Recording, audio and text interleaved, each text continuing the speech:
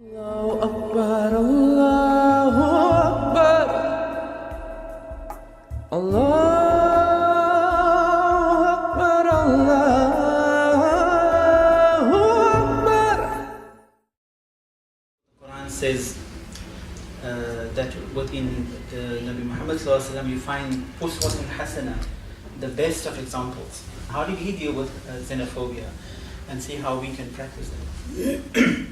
You know, the Nabi ﷺ was so friendly and so welcoming of everybody that everybody would want to say that the Nabi ﷺ was, you know, his father, or there's some relationship they have with the Nabi ﷺ. And so this is why Allah revealed this verse to say that he was not the father of any of you. Therefore the Nabi ﷺ also never had male children. They all died in infancy. So that there can be no claim that I am the son of the Prophet or I am the brother of the Prophet. Because Allah wanted to establish him purely as a Nabi, right? Somebody. Now we also have to understand the difference between a Nabi and a Rasul, right? A Rasul is a messenger. So there were many thousands of messengers that Allah has sent, right? So a messenger is somebody who innately feels that there's something that he needs to deliver in terms of a message to bring people closer to Allah or to rectify some social inconsistencies. Whereas a Nabi is somebody who has received wahi. Nabi comes from the word alarm, right? Naba, to create an alarm. So, and there were only a few selected prophets that Allah has sent.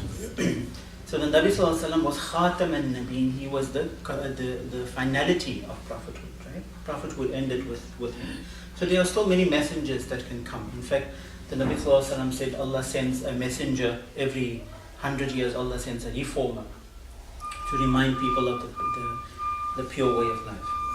Now sometimes we come across people who believe that there is no finality to the prophethood. There are more prophets that can come and whatever. So therefore the Quran ends this verse off so nicely by saying, وَكَانَ اللَّهُ بِكُلِّ شَيْءٍ عَلِيمًا. Only Allah knows the hidden things, right? So it's not for us to go and argue with people who believe like that and say, oh, they're not Muslim, right? Let Allah be the judge of that. You take your belief and you see how that can strengthen you and get you closer to Allah. But not to use that to, attack other people who are different from you. If we look at this surah Wad-Duha, it's full of contrast, right? And also it shows how the Nabi Sallallahu Alaihi Wasallam has gone through this difficult journey as he grew up as an orphan. But why the journey was important and how it strengthened him to become the leader that he was, and how we can learn from that. So Allah says, وَالضُّحَى وَاللَّيْلِ إِذَا سَجَى. Consider the bright morning hours and the night when it grows still and dark. Right? So there's a metaphor in there that we all go through those dark moments, right? And then we perceive the light. It's not for us to say, why is Allah in this moment? Does Allah exist? Allah doesn't listen to my prayers. But to actually reflect, why is Allah blessing me with this dark moment, with this challenge in this particular part of my journey? مَا وَدَّعَكَ رَبُّكَ وَمَا قَلَى. Your sustainer has not forsaken you, and He has no contempt for you. And then Allah says, وَلَلْآخِرَةُ خَيْرُ لَكَ مِنَ الْأُولَى. Again, two meanings. That the first part of life is better than, or the second part of life is better than the first. Or the next stage that you're going to go in is better than this stage. Or the next life you're going to get out of this life is better than this one. So it seems like life has been set up like that you go through trials, but there's light at the end of the tunnel. And so for those who can manage those struggles, those challenges in life, they take the lessons out of those challenges and strengthen themselves with those challenges. Allah says, وَلَسَوْفَ يُؤْتِيكَ رَبُّكَ فَتَرْضَى. And soon Allah will give you something that will please your heart. Right? So for those who have been through those difficult journeys, right? I just heard one person saying to me, how blessed he feels that Allah has, granted him opening for some of the things that he wants to do.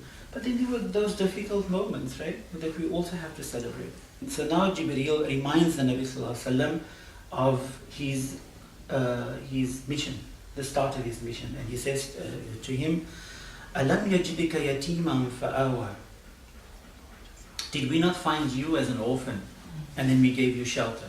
Right? So don't forget that, right? That now that you are in this position of privilege, right, to look down upon others that are not at that position, because you come from there. وَوَجَدَكَ ضَالًا فَهَدَى, and we found you lost on your way and we guided you. So there was a time also when the Nabi Sallallahu Alaihi Wasallam, that's why I say we have to celebrate the humanness of the Nabi Sallallahu Alaihi Wasallam. He was lost.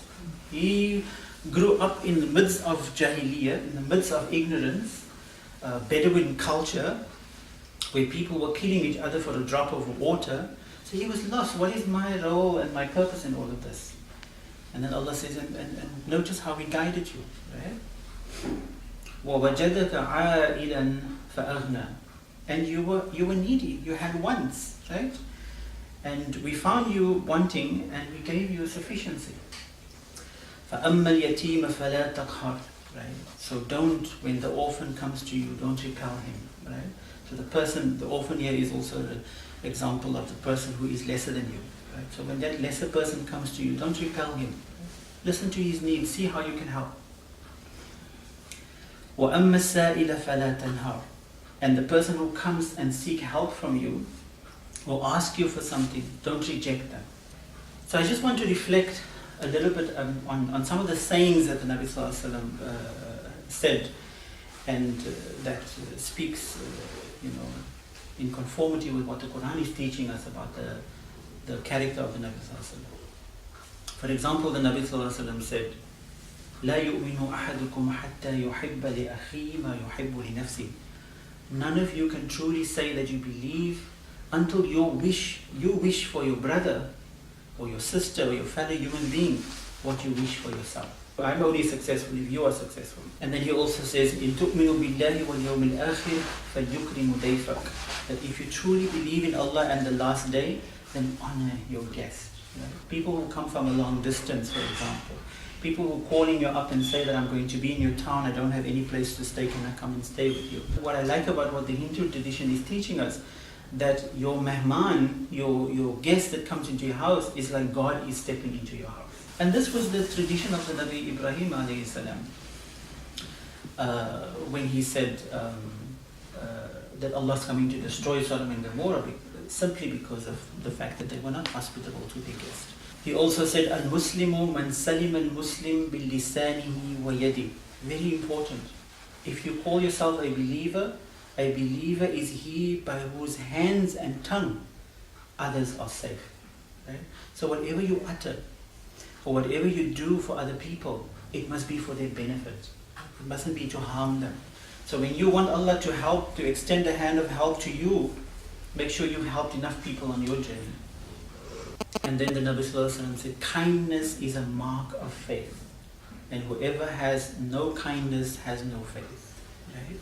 So develop this attitude of kindness, Fine deeds, like they say, when you do something enough, it becomes a habit, right? We have many bad habits. Develop those good habits of kindness, giving something to somebody, saying something good to somebody, just so that our faith can be strengthened through that act of kindness.